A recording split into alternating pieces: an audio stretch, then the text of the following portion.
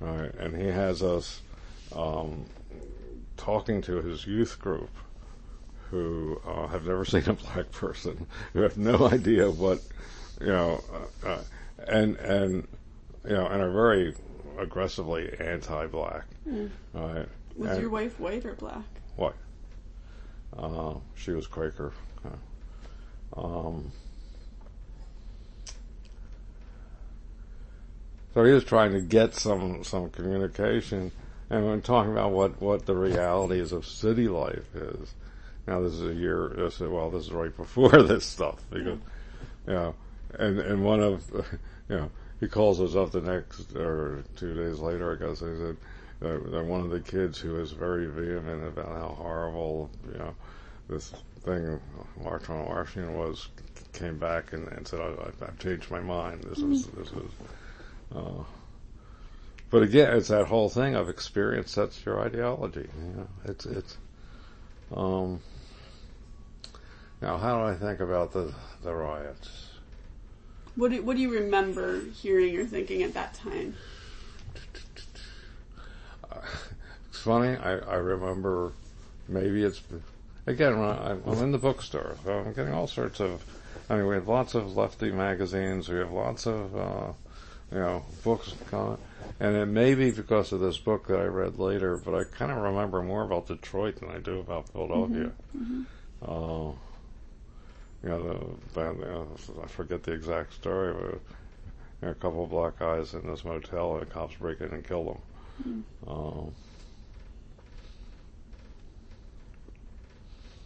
I know it happened. I know it was the whole Columbia Avenue thing. I don't. That's okay. Okay. One of the things that happened when I came in the bookstore. 18. And you already have a baby at this point? Yeah. Okay. And where are you living? Second on Catherine, functionally. That's 2-something Fulton Street, but that's a little street. But my father, the bookstore was. The early 60s was a total change in the book industry. It went from hardcover to paper. Stuff opened up. My uncle was the accountant. My father ran the store and focused. We sold used magazines. My father's job during the 40s was, there used to be paper collections, and there were places where the paper was bundled into bales, and his job was to pull out the resellable magazines, and bring them, and maybe the guy got paid for, and he brought back and sold at the store for, and that kind of was his area. And I don't remember how much. Well, I came in and this whole paperback industry was starting. So I had an area that I could develop that wasn't in conflict with the rest of the family, which is where family troubles always come up, is so I had my own world. And they let me do what I wanted, as long as it worked. Right? And my uncle didn't agree with my politics, my father did. But as long as it's working, I'll say,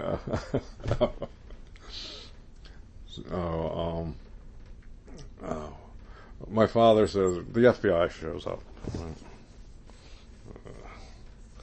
And he tells me they were here. And he says, he said, in America, he said, all they can really do is make you lose your job. They can't do that here. You can do anything you want. So the store was my base of operations, and we were the only place that sold black literature. We were the only place that sold leftist literature.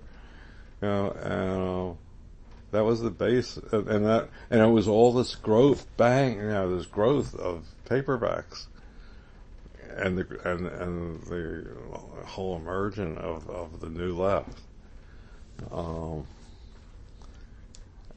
And I was free to explore it.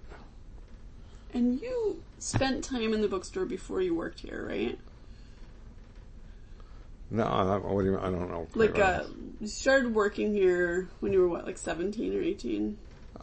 Towards the end of high school. But before that time, you had already been around the bookstore, right? Around. Not,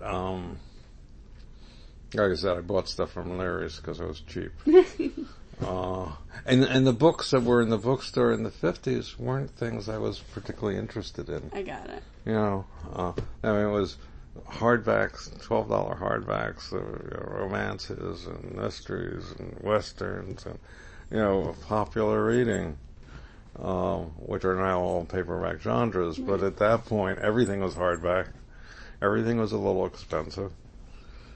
And none of it was stuff I was particularly interested in. And do you remember, like, when a lot of black customers started coming to Robbins? Like, before you worked here, was there already a black clientele? No.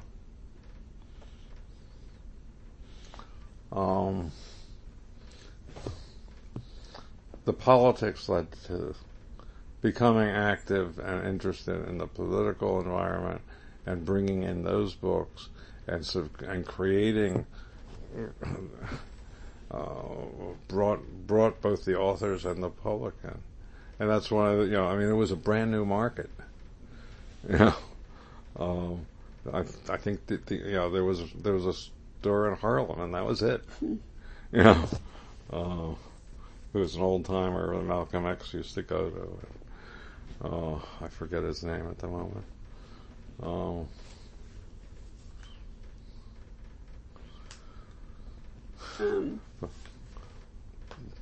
Yeah, I don't know. You know, I mean, this through the 60s. Yeah, I left the city in 68, but I still worked. I worked here 3 days a week. So I had 3 12-hour days and commuting. So you never had a break where you were like, I'm never coming back to the store. You always had a connection to it? Until 76 when I moved to West Virginia. And then I took a time off with the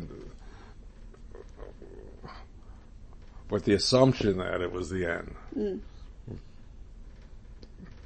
But it made me absolutely crazy. How come? I didn't realize how important contact with people was for me. You know, I mean, you can only talk about the fences and the weather so much. And West Virginia, like most depressed areas, anyone who can leaves does. So the old people were neat. Anyone under 60 was there because they failed. They couldn't get out. Then so all the stimulation, all of the interest, all the communication, all the intellectual. Although I learned one thing. What?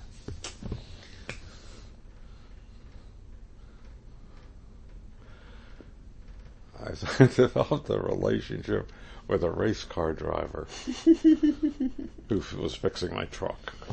Right? And he loved his car. And it was his art.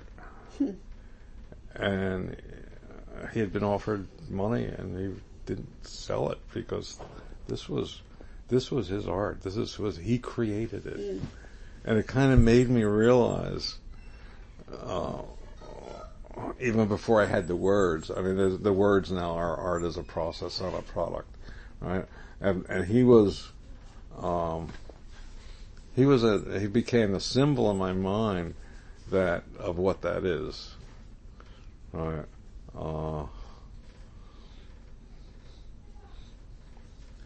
that it's how you think about it. It's not what it is.